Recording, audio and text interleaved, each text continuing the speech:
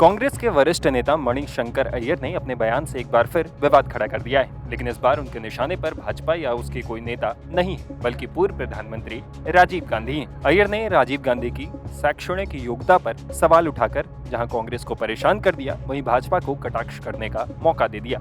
अब बयान पर विवाद को लेकर मणिशंकर ने कहा कि ये तो उन्हें पता ही था। राहत की बात है कि कांग्रेस नेतृत्व ने स्पष्ट कर दिया है कि उनके विचार पार्टी के रुख को नहीं दर्शाते हैं। अय्यर ने कहा, मुझे पता है कि मैंने आपसे जो कुछ भी कहा उसे बीजेपी तोड़ मरोड़ कर पेश करेगी। वो ऐसा कर सकते हैं और मुझे राहत है कि पवन खेड़ा ने मुझे पहले ही प्रमाण पत्र दे दिया है कि मैं किसी भी तरह से कांग्रेस का प्रतिनिधित्व नहीं करता।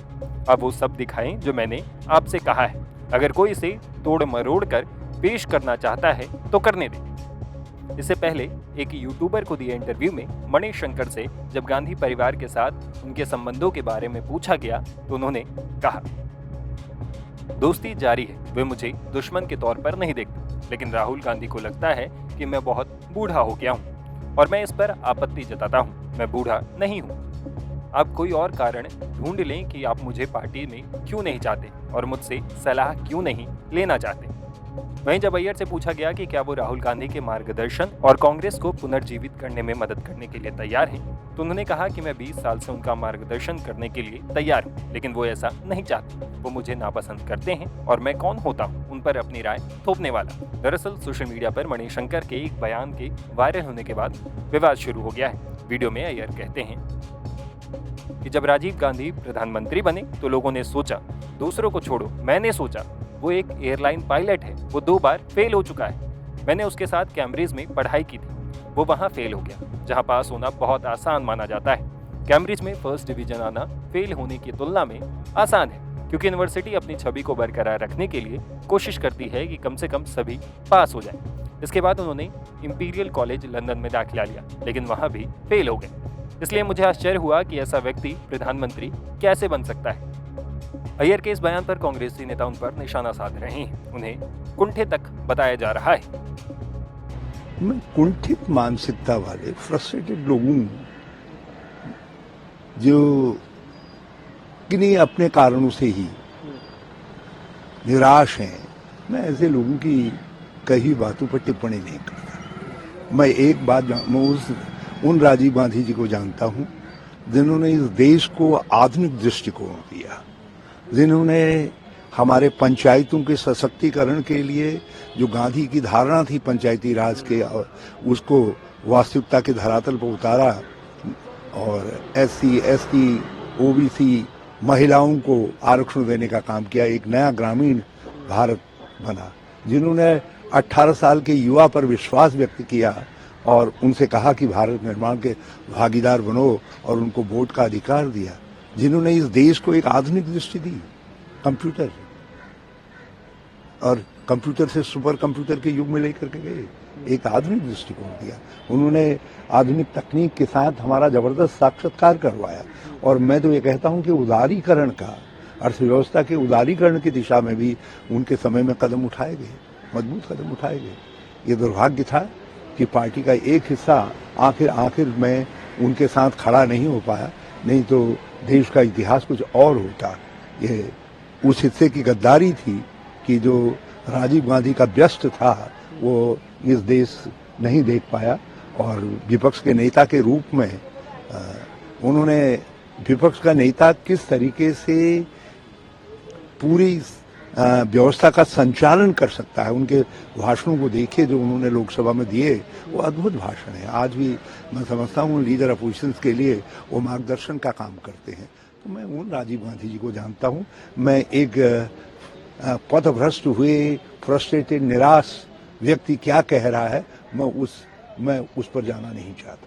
आप कह रहे हैं फ्रस्ट्रेटेड है मणिशंकर अय्यर, आपकी पार्टी के नेता हैं सर, आपको लगता है कि इस तरीके के बयानों से बचना चाहिए? मैं किसी का नाम लेकर के नहीं कह रहा हूं, लेकिन ऐसी बातें केवल कुंठित मानसिकता का व्यक्ति कह सकता है।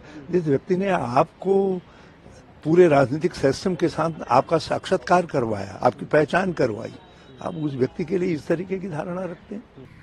एक तो मालवीय जी की आदत है, वो काट छांट के ट्वीट कर देते हैं, मीडिया को दे देते हैं। कितना सही है कितना गलत है ये तो मणिशंकर अय्यर ही बता सकते हैं। लेकिन सवाल ये नहीं है कि राजीव गांधी पास किया था, फेल किया था। राजीव गांधी प्रधानमंत्री कैसे थे? राजीव गांधी ने प्रधानमंत्री बनने के बाद किस तरीके का काम किया? राजीव गांधी को अगर उनको एनालिसिस करना है तो उनके काम से करना पड़ेगा। प्रधानमंत्री नरेंद्र मोदी की क्या एजुकेशन है? उनके बारे में तो आप कभी नहीं कहते बीजेपी के लोग। उनकी डिग्री तक आप दिखाने को तैयार नहीं है। वो खुद कहते हैं कि मैं चाय बेचता था और मैट्रिक पास रहा हूं मैं। लेकिन उनको भी हम इसलिए नहीं देखते कि उनकी क्या पढ़ाई है, हम उनको देखते हैं कि वो काम कैसा कर रहे हैं। बहैसियत प्रधानमंत्री के लाल बहादुर शास्त्री कभी कैम्ब्रिज नहीं गए थे, लंदन से पढ़ के नहीं आए थे, एक कॉम्पिटेंट कैपेबल प्रधानमंत्री थे। तो इसलिए राजीव गांधी एक कॉम्पिटेंट प्राइम मिनिस्टर थे। उन्होंने देश को बहुत कुछ दिया है, उसी का आकलन करना चाहिए। पंचायत राज का, स्थानीय निकायों का जो संवैधानिक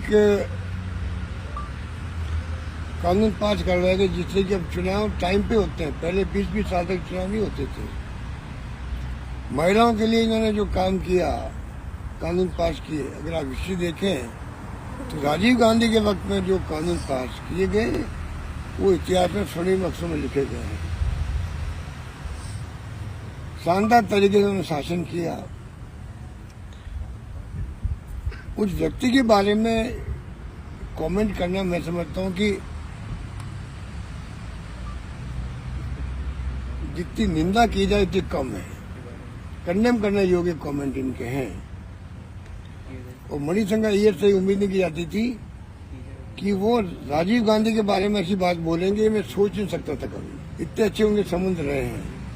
आज वो दुनिया में नहीं है, वो शहीद हो गए देश के लिए। उनके लिए इस प्रकार के विचार प्रकट करना मैं समझता हूँ कि ये निंदनीय है, निंदनीय है, निंदनीय है। राजीव गांधी की बात बोले हैं, उनके बारे में बोले हैं।